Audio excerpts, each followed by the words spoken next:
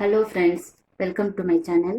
இன்னைக்கு நான் உங்களுக்கு ஆனியன் பக்கோடா எப்படி செய்யுதுன்னு சொல்லி கொடுக்குறேன். அதுக்கு வேண்டிய இன்க்ரீடியன்ட்ஸ் என்னென்னு பார்த்துடலாம்.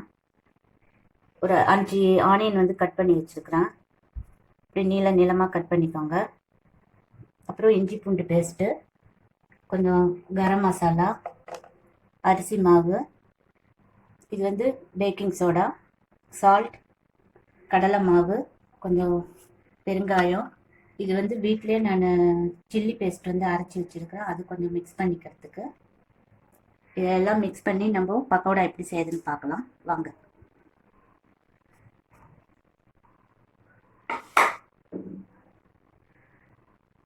நெக்ஸ்ட் அரிசி மாவு போட்டுக்கலாம். இது பேக்கிங் சோடா, சால்ட் போட்டுக்கலாம். தேவையான அளவு சால்ட் போட்டுக்கோங்க. பெருங்காயம், இஞ்சி பூண்டு பேஸ்ட் போட்டுக்கலாம்.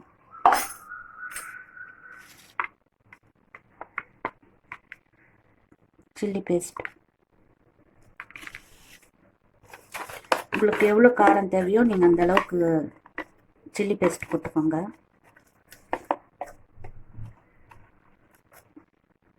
கரம் மசாலா,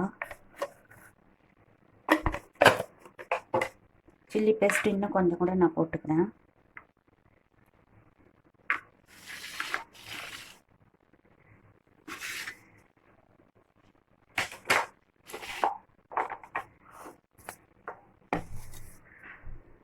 மிக்ஸ் பண்ணிக்கலாம்.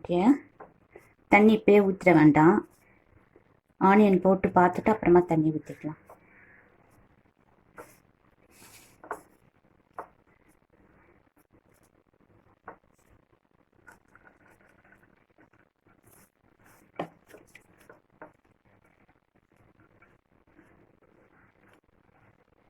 ஏன்னா ஆனியன்லேயே கொஞ்சம் தண்ணி வரும், அது விடும். அதனால நம்ம ஃபஸ்ட்டே தண்ணி ஊற்றிட வேணாம்.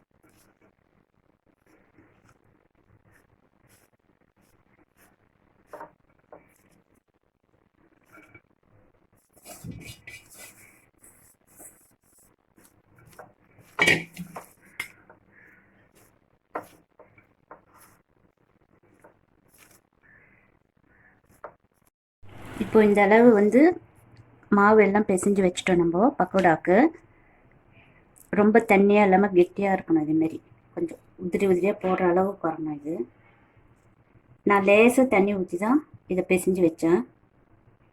இப்போ எண்ணெய் காஞ்சிடுச்சான்னு பார்க்கலாம்.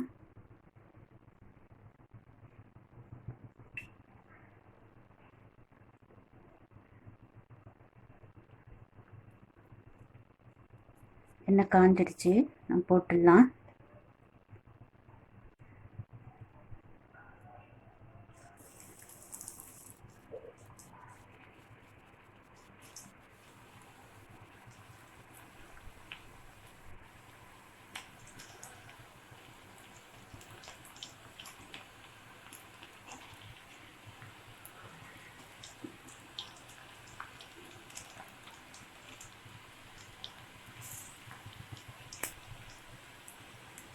வேகட்டும். திருப்பி போட்டு பார்க்கலாம்.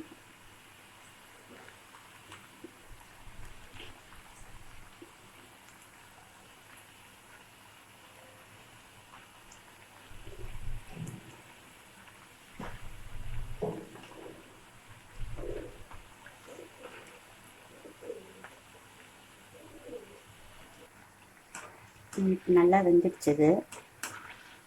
நல்லா சேர்ந்து வந்துடுச்சுன்னு பாருங்கள். இப்படி ப்ரௌனிஷாக இருக்கணும் பக்கோடாவுக்கு.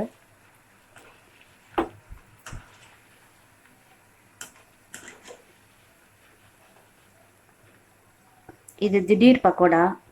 ஏன்னா இப்போ என்கிட்ட கருவேப்பிலை கொத்தமல்லிலாம் கிடையாது. சரி, ஏதாச்சும் செஞ்சு சாப்பிடணும் போல் இருந்தது. அதனால சரி, ஓகே பக்கோடா செய்யலாம். உங்களுக்கு இஷ்டம் இருந்துச்சுன்னா கருவேப்பிலை, புதினா, கொத்தமல்லி எப்படி வேணாலும் போட்டு சாப்பிட்லாம்.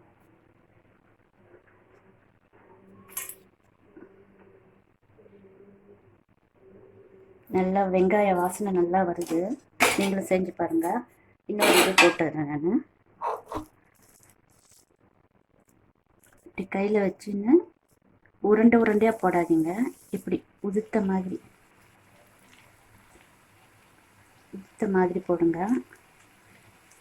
அந்த ஆனியனும் தனியாக பிரிஞ்சு வந்துடக்கூடாது, அந்த கடலை மாவோடைய ஒட்டின்னு இருக்கணும், அப்போ தான் நல்லாயிருக்கும். பாருங்கள்,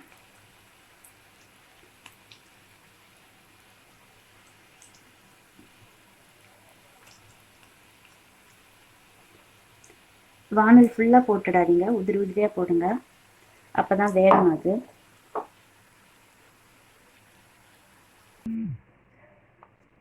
நம்மளோட ஆனியன் பக்கோடா முடிஞ்சு போச்சுங்க. இதை பாருங்கள், எவ்வளோ நல்லா இருக்குது, கிறிஸ்பியாக இருக்குது பாருங்கள். சத்தம் கேட்குது உங்களுக்கு பாருங்கள், நல்லா உள்ளேயும் வெந்திருக்குது.